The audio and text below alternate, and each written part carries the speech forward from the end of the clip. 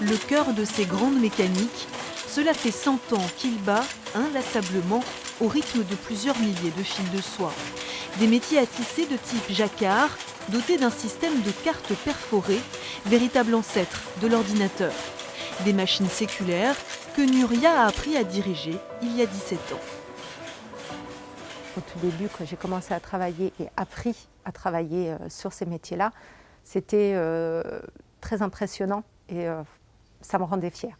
Je sais que quand on me demande le métier que je fais et que je dis que je suis tisseuse, je le dis avec fierté. Un travail dont la patience et la rigueur le disputent au plaisir de la confection d'un textile hors du commun. Au programme aujourd'hui, une toile de type Montrichard, tissée de fil jaune d'or. Un rouleau de 20 mètres sortira bientôt de la machine. Quand on a fini de tisser et que on coupe, on rend le tissu au magasin et qu'on déroule pour voir le métrage que nous avons fait et puis le résultat de nos efforts, c'est très satisfaisant. Parce qu'il y a des fois, on fait des métiers, on fait des tissus 100% soie et le rendu il est magnifique, quoi. Des étoffes qui rejoindront ensuite les étals des tapissiers et décorateurs.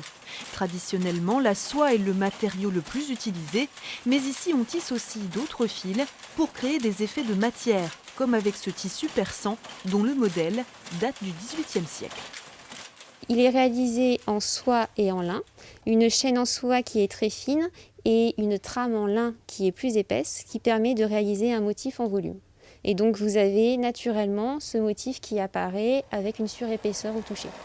Chanvre, lin, soie ou encore fil issus des tiges de tomates.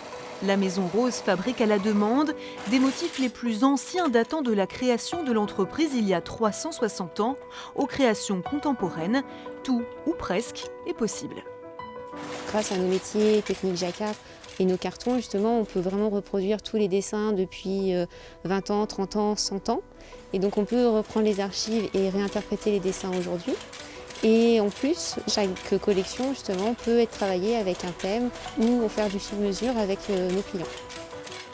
À la tête de la Maison Rose depuis 2 ans, Arnaud Lebert s'est pris de passion pour un savoir-faire qu'il veut résolument tourner vers l'avenir, développer une marque, mais aussi étendre le champ des possibles au-delà du simple textile.